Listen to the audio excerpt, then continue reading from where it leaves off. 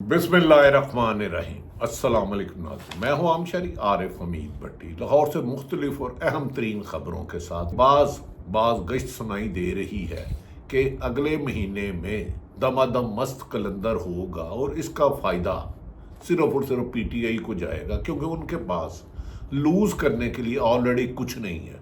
उनका मैंडेट 8 फरवरी 2024 को मुस्लिम लीग नून, peoples party और MQ को चोरी करके दिया गया।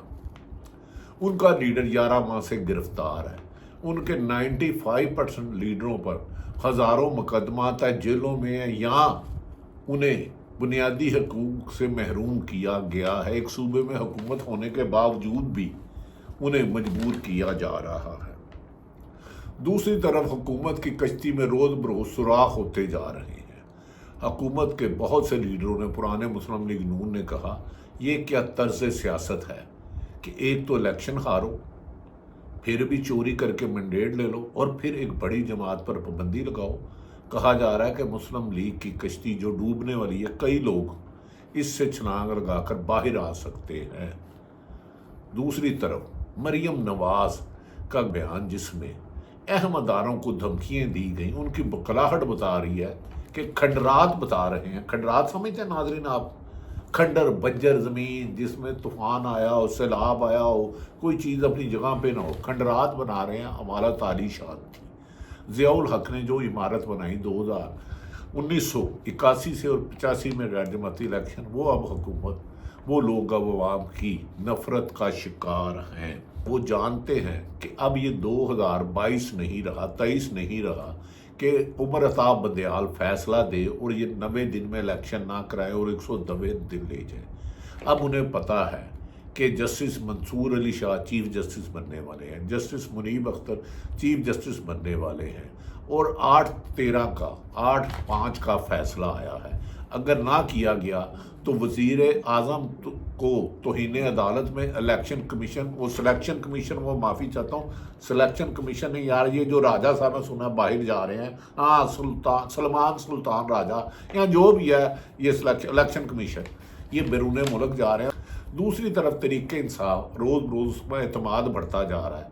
एक तरफ इमरान खान के केस ख़त्म होते जा रहे हैं, चाहे वो साइफर हो, चाहे वो तोशाखाना हो, इद्दत केस हो, या 16/9 मई हो, और दूसरी तरफ उन्हें महसूस नशिस्तें भी मिलती जा रही हैं और हुकूमत की आपस में इख्तलाफात भी मरियम नवाज के बयान को, जज्बाती तकरीर को, बाद सीनियर सियासतदान, गैर जमानत सियासतदान मुस्लिम लीग के लिए ख़तरे की घंटी समझते हैं।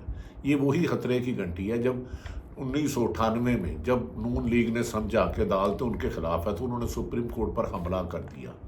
लेकिन 1998 और 2024 में बहुत फ़र्क आ चुका है। इमरान खान ने बानी PTI ने कम से कम आवाम को इतना शऊर कर दिया है और वकला भी मैदान जंग में आ गए हैं कि डाक जज की ड्रामेबाजी नहीं चलेगी। मावरा आइन किसी को काम नहीं करने दिया जाएगा। जमहूरियत को रिमोट कंट्रोल से चलाने की रवायात को अब दफन करना होगा और पॉलिटिशियन इस पे आ रहे हैं। इसीलिए पाकिस्तान तहरीक इंसाफ और जमीयत उलमा इस्लाम मौलाना फजलुर रहमान का 4 रोज़ बाद फिर राब्ता हुआ और दोनों ने कमेटियाँ तश्कील दे दी हैं कि हुकूमत के ख़िलाफ़, जिसके इलेक्शन को मौलाना भी नहीं मानते इस मैंडेट को, और पाकिस्तान तहरीक इंसाफ तो कहती है हमारी 250 से 200 सीटें थी, हमें वापस की जाए, ये मिल के मूवमेंट चलाएंगे।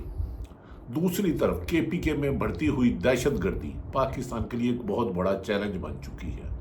बाद लोग इसे कह रहे हैं कि हुकूमत को चाहिए कि लॉ एंड आर्डर पर तवज्जो दे, मुल्क की इकानमी सूरत हाल बेहतर करे, अपने मुखालफिन को कुचलने की बजाय मुल्क में फिर दोबारा दहशतगर्दी की वजह हुक्मरानों की अपने मुखालफिन को कुचलने की एक पॉलिसी है, जिसकी वजह से मुल्क की खारजा पॉलिसी भी मुतनाज़ा होती जा रही है और दफाई पॉलिसी में भी मुश्किलात पैदा हो रही हैं और इकॉनमी तो वैसे ही सिफर हो गई है। नाज़रीन, इलेक्शन कमीशन जल्द ही तहरीक इंसाफ को महसूस नशिस्तें ख़वातीन और अक़लियत की दे देगा, जिस पर पाकिस्तान की असम्बलियों में पाकिस्तान तहरीक इंसाफ बानी PTI की जमात अक्सरियती वाज़ेह मेजॉरिटी से जमात बन जाएगी। इस दौरान बहुत से हालात तब्दील हो चुके हैं। 6 جج صاحبان اسلام آباد کے ہائی کورٹ نے ان کو پڑھنے والے دباؤ کے بارے میں سپریم کورٹ کو آگاہ کر دیا ہے، اور کئی چھوٹی عدالتوں سے سول جج نے ایڈیشنل سیشن جج نے ایسے فیصلے کر دیے جسے روکنے کی ہر ممکن طاقت کا استعمال کیا گیا، فون ٹیپ سے لے کے دھمکی امیز طریقے اپنائے گئے، لیکن بالآخر انصاف پسند آدمیوں نے اپنی جج صاحبان نے زمین نہیں چھوڑی اور فیصلے طاقتور حکومت کے خلاف کیے، جس سے حکومت خود اپنے ہی نظر میں اپنے لیے ہی بوجھ بن چکی ہے اور اپنے ہی بوجھ سے گرنے والی ہے۔ اسی لیے کبھی ریو پر چھوڑی جا رہی ہے کہ مارشل لا لگ رہا ہے، کبھی کہہ رہے ہیں کہ ایمرجنسی لگ رہی ہے، کبھی کہہ رہے ہیں گورنر راج لگ رہا ہے۔ بھائی پہلے کون سی جمہوریت ہے؟ اس ملک میں کم و بیشتر مارشل لا تو لگا ہوا ہے، ایمرجنسی بھی ہے، انسانی حقوق کی پامالی پر پوری دنیا احتجاج کر رہی ہے کہ انسانی حقوق کی خلاف ورزیاں روز بروز اضافہ ہوتا جا رہا ہے۔ انسانی حقوق کی خلاف ورزی کیا ہوتی ہے؟ بنیادی حقوق سے محروم کر دیا جائے، جس شخص کو چاہو اٹھا لو، لاپتہ کر دو، جس پہ چاہو درجنوں مقدمات کر دو، عدالتیں بار بار ضمانتیں لیں اور بار بار جھوٹے مبینہ مقدمات میں گرفتار کر لو۔